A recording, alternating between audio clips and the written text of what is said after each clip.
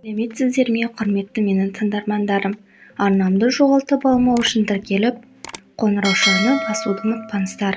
Алдағы уақытта өте әсерлі әңгімелерді дыбыстайтын боламын. Авторы Нұрдәулет Ақыш. Еркегүлдің екі күйеуі. 5 жыл болды, деді Арманбек күрсіне тіл қатып. Сәл тыныстанып алды да, құлаққа жете-жетпес бәсең үнмен тағы бірдеңені күбірледі. Өз ойына өз шомып, бей-жай күйде отырған Еркегүл әдепкіде бұл сөздердің мағынасын түсінген жоқ. Күйеуінің өзіне суықтау көзбен үнсіз бажырая қарағанын сезді де, «Не дейсің неменеге?» деді де кідіре сөйлеп, тақ еткен қысқа ғана жауап. «Не ұмытып қалдың ба? Сенің Қабыникеновтар әулетіне келін болып түскенін?» «Ах, құрғыр-ай, не деген ес алмас едім. Есімнен тарс шығып кете қалыпты ғой. Мұның артында анау әңгіме тұр ғой, сол тұр ғой. Қабат деген ай!» Еркегүл өз ырқынан тысылып етіп, орнынан атып тұрды. Күйеуінің қасына қалай жүгіріп барғанын да байқамай қалған. 5 жылдық мерейтоймен құттықтап емес, жұбата сөйлеп көңілін алаңдатып, бірдеме айту керек сияқты. Бірақ аузына жібі түзу оңды сөз түсе қояр дегене. Ас-су қамымен жүріп, анда-санда көзін астымен жасқана қарап қояды. Күйеуінің қабағын алыстан торыған түрі. Шай үнсіз ішілді де, шай емес, әркім өздерінің суық ойларын кері жұтып отырғандай. Орындарынан тұра бергенде, Арманбектің кеудесінен тағы да деген ауыр леп сыртқа тепті. Жас еркек адамға тепсе темір үзетін, атан жілік сымбатты жігітке жараспайтын ауыр күрсініс. Ыдыс аяғын сылдырлата түсіп, теріс айналған Еркегүлдің жанары мұнартып кетті. Ас үйдің қабырғасындағы шағын айнадан байқағаны қысықтау көздерін оңай толтырып үлгеріп, төмен қарай дереу лықси жөнелген жас тамшылары. Арманбектің дәл қазір жанында жегідей жеп тынысып, тұншықтырып, булықтырып тұрған арманның не екенін атап айту шарт емес. Қолмен қойғандай бәрі белгілі жайт.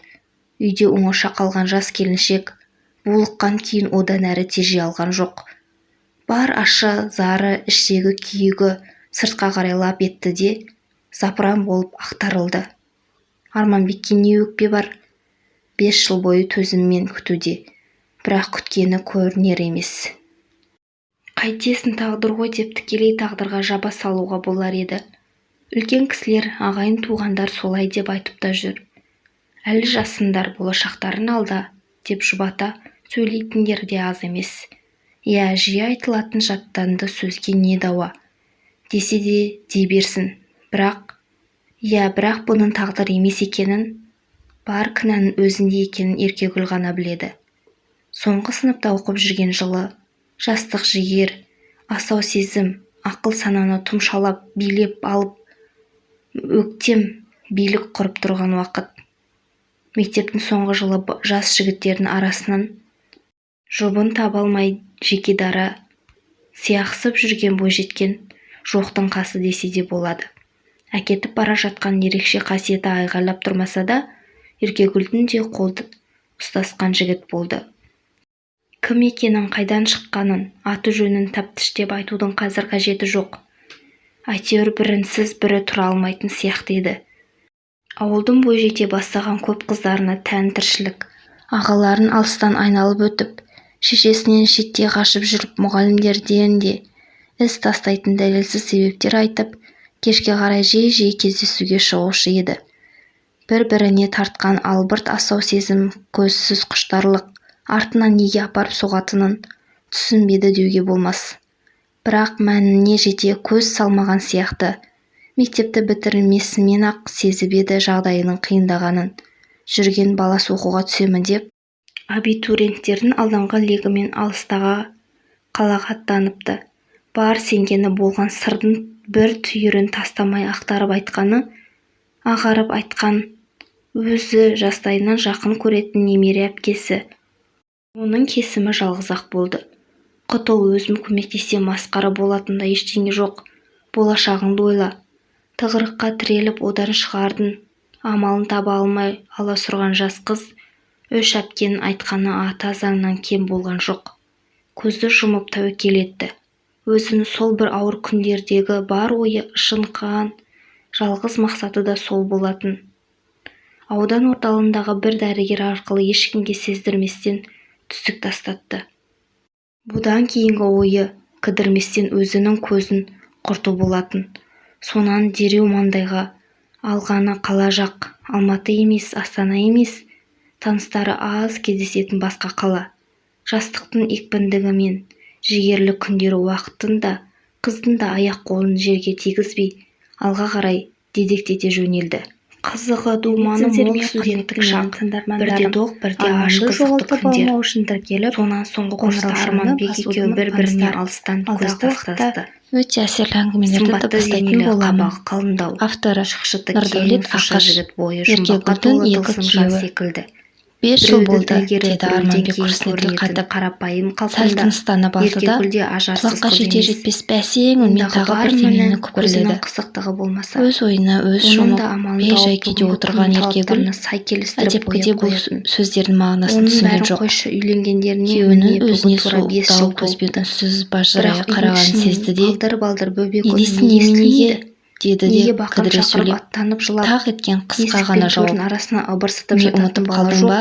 Сенің тағдыр деседі, тағы да үлкен әулетіне келін болып түскенін. Сол тағдырдың осынау ауыр үкіміне Арманбек те мойынсұнған сыңайлы. Есінен тарс шығып кете қалды ғой. Мұның артында ана қарай алмай, алып қаша беретін тұнжыр көзқарасы. Сол күні кешкісін күйеуінің көтеріліп басылып атып тұрған апай төсін қашақтап жүгіріп барғанында байқамай қалған. Еркегүл ақырын құттықтап емес, жұбата сөйлеп көңілін алаңдатып шықты. Бірдеме айту керек сияқты. Бала асырап алсақ қайтеді. Бірақ аузына жібі түзу ауыр мінезді жігіттің қастары дірейге түскендей болғанымен, бірден жауап бере қойған. Анда-санда көзін астымен жасқана қарап қояды. Күйеуінің қабағын алыстан тұрған түрі. Рас, мынау үйде екен, деді қаттырақ дауыстап. Шай емес, әркім мәселені қашан сөзі жұтып отырғандайын.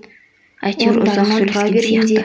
Арманбектің кеудесінен тағы да бір деген ауаны көзіліктіріп сыртқа тепті. Әңгімені ұзақ созған жоқ. Жас еркек адамға тепсе темір үзетін алдақан болды. Сымбатты жігітке жараспайтын олардың ақылдарынан бұл жерде қажетті шамдырлата еді. Бөбекхананы теріс айналған Еркегүлдің жанармын дегендеріне қол жеткізді-ау. 2 айлық қабырғасындағы дәрігерлердің берген шағын айнадан байқаған денсаулығы жақсы. Көздерін оңай толтырып үлгеріп ішінен қарай жылдан бері қабырғаларды кері жастамшылары тұрып алған ызғыр дәл қазір жанында сала берді. Жегідей жеп тынысы қабағын қарсы жауған беймәлдіріп тұрған арманы не екенін әлде қайда зым-зия шарт емес. Екеуі де мәзмер қойғандай бәрі белгілі жайт. Бірге ілесе кірген қалған жас келіншек шаруада үйдің ішін кейін одан әрі тежей алған жоқ. Жас бар ашы зары ел жаздырмас белгі қарбаларса қарайлап етті. Әсіресе төбеден запыран болып ақтарылды. Бір-біріне тақасам түйіліне өкпесіп жатып алған қалың қабақтарын төзіммен жазылғанын айтсаң, бірақ күткені көңілінер емес. Күсіне бермей күліп сөйлейтін Арманбек қайтесің тағдыр ғой деп мүлде басқаша жаба салуға болар еді. Өзі айтқандай, үлкен кісілер ағайын туғандардың бақытты бір шағы еді ол. Бірақ амалсыңдар, болашақ ұзаққа созыла алған жоқ. Бірер ай өткеннен кейін Арманбектің Маржанға кішкене қызын атын жас жұбайлар өздерінше осылай қойған дей берсін деген мейірімі сарқыла бастады. Бірақ бұның тағдыр емес екенін, көп қолға ала бермейтін өзінде екенін Еркегүл ғана біледі. Алғашқыда есіктен арсалаңмен кірген бойы жүрген жылы жалаяқты жастық жігер нәрестенің асау сезім ақыл сананы тұмшалап мейірлене келіп мікірене естігенінде Еркегүл байқап тұрған уақыт. Әлде бала ұнамай жүрмей екен жас жігіттердің арасынан сауыртпақтап жұбын табалмай көріп еді. Жекедара естіген жауабы сияқсып жүрген бойжеткен жоқтың қасы десе де болады. Әкетіп бара жатқан ерекше қасиеті айғайлап тұрмаса да Еркегүл сияқты кішкене Маржанды айтасыз. Арманбектің үйдегілермен кім екенін қайдан шыққанын басқа да бір өзгеріс деп айтудың қазір қажеті жоқ. Оны Еркегүл бір аңғарғаны бірер күннен сияқты еді.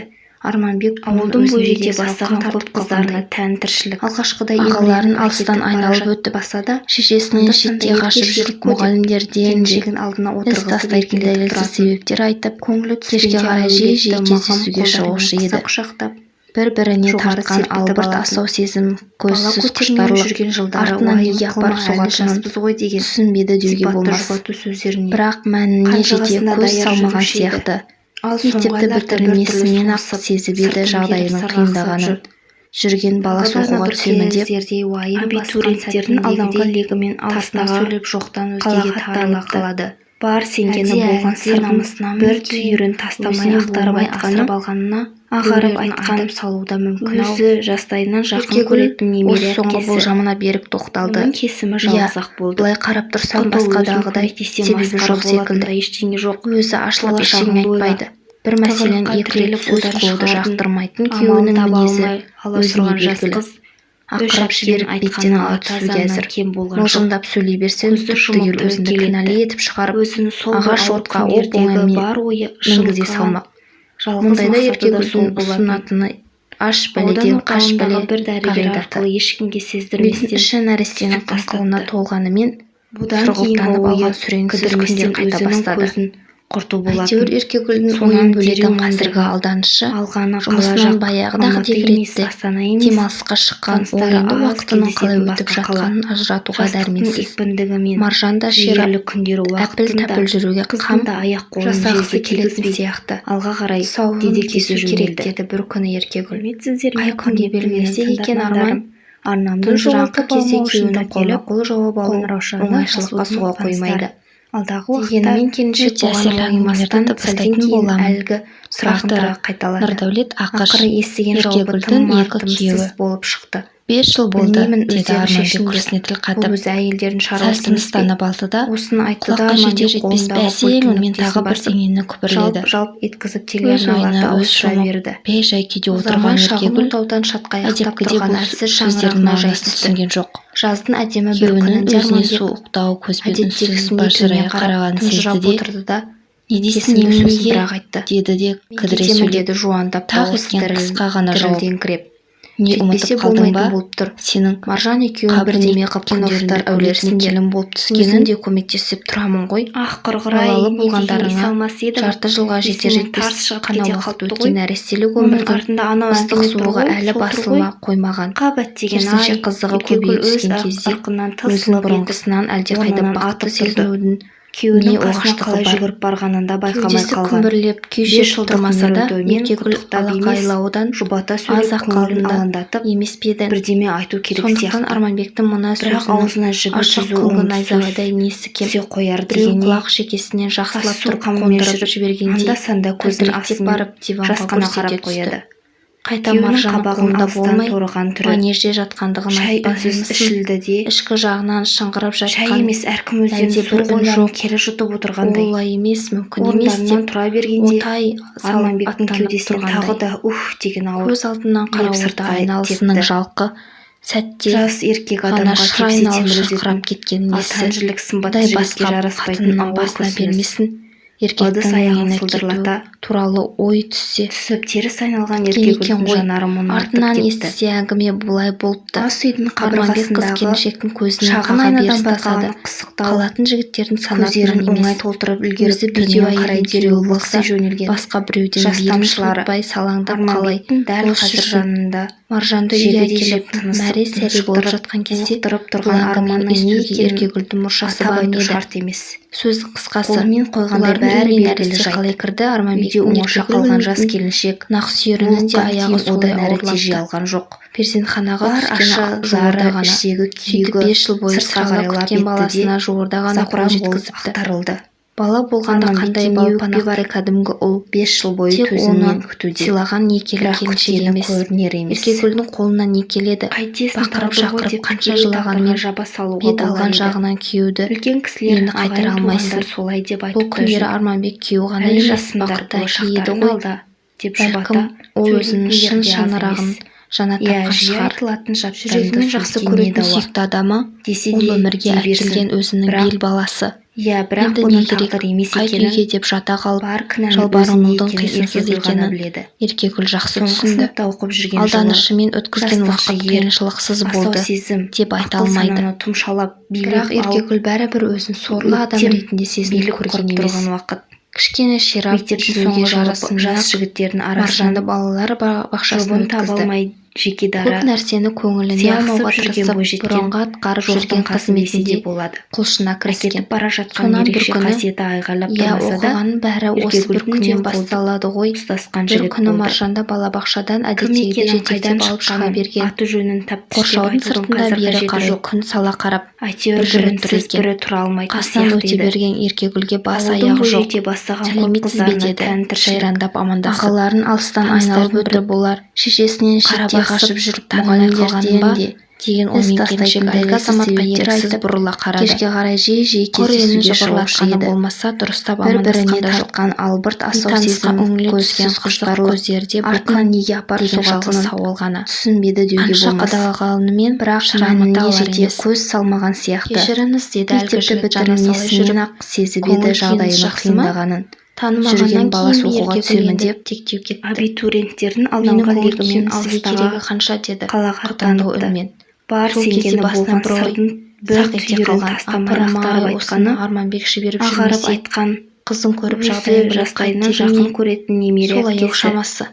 Оның кесімі Ой жалғыз басына ақ келуі болды. мұң екен. Құтыл Еркегүл өзін жүрісін көмектесе масқара түсті. болатындай ештеңе жоқ. Сүрініп қабына Болашағын жаздаған ойла. Маржаны Тығырыққа тіреліп қараған отыр жоқ. шығардың. Кейінде Амалын артта таба қалған алмай, жігіттің аласұрған қарындасы жас неге қыз. қаштыңыз? Өш әпкен Сөйлесейін деп айтқаны едім деген ата осына заңнан кем қайырылмады. болған жоқ. Дәл солай Көзді екен жұмып Арманбектің тәуекел етті. жансызы ғой. Өзінің Менде сол несі бір бар ауыр десеңші. күндердегі бар ойы Кетті ме екен, шынқа, енді жайымен жүрсін жалғыз артынан мақсаты біреу да сол түсінбей болатын. салып қоймай. Аудан Ертеңгісін орталығындағы бір балабақшаға дәрігер келсе, арқылы ешкімге не ғажап, сездірместен тағы да түсік сол тастапты. жігіт жай жүрген жоқ, Маржанды Одан жетектеп кейінгі алыпты. ойы кідірместен Қасында тұрған өзінің топ көзін тәрбиешісіне де құрту назар болатын. аударар емес. Сонан дереу Неміз бар маңдайға сәбиде, біз сізді алғаны танымаймыз қала ғой жақ, деді Еркегүл. Алматы емес, Алыстан Астана емес, шыңқыға таныстары айғайлап, аз кездесетін бөтен басқа адамды қала. неге жолатасыз деп Жастықтың тәрбиешіге де ұрсып екпіндігімен тастады. жігерлі күндер Бірақ бұған селт уақытында етіп айылын қыздың жиған да жігіт аяқ-қолын байқалмайды. жерге тигізбей, Қайта масайрап алға қарай өзінше қалжың кезек-кезек қағыстар жөнелді. болып жатыр. Сәлеметсіздер ме, Қызыңыз құрметті тамаша менің екен, тыңдармандарым. тфә-тфә. Арнамды шешесі жоғалтып де алмау жаман үшін емес, келіп, бірақ жұтынып тұрған басуын осындай тамаша таныстар. келіншекке Алдағы ашу жанды өте жараспайды әсерлі екен. әңгімелерді Өзі дыбыстайтын бір боламын. шамданып шамырқануға асықпайтын Нұрдәулет терісі Ақыш, кендеу жігіт Еркегүлдің болар. екі күйеуі. Тудыраңқы қоңыр 5 жыл шаштары болды, тарақпен деді Арманбек күрсіне тіл қатып. берекесін кетіріп, Сәл тыныстанып алды да, құлаққа жете жетпес бәсең үнмен тағы бірдеңені күбірледі. сабақ асып қалыпты. Өз ойына өз шомып, бей-жай күйде отырған Еркегүл әдепкіде бұл сөздердің мағынасын түсінген жоқ. Екі құлағына жетіп мәз. Күйеуінің өзіне Еркегүл суықтау қанша көзбен шап үнсіз тұтқанымен бажырая жігіттің қарағанын сезді қолындағы де, қызын жұлып алуды елесін неменеге әбестік санады. деді де кідіре Сосын сөйлеп, жаймен ғана біз үйге тақ еткен қайтайық қысқа ғана жауап. деп Маржанды Не екінші ұмытып қалдың қолынан ба? ұстай берген. Сенің Жігіттің Кабылниковтар әулетіне келін болып түскенін қарағанда жоқ.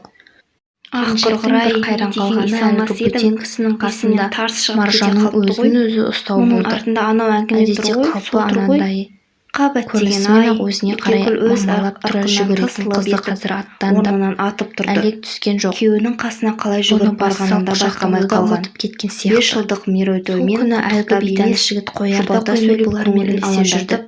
Аты бірдеме жантас айту екен, керек орта сияқты. бойлы олпы-солпы бірақ аузына етжеңділеу жігі жігіт. түзу оңды Жайранын қағып күлген кезде балада мәз болға бейім екенді байқалады.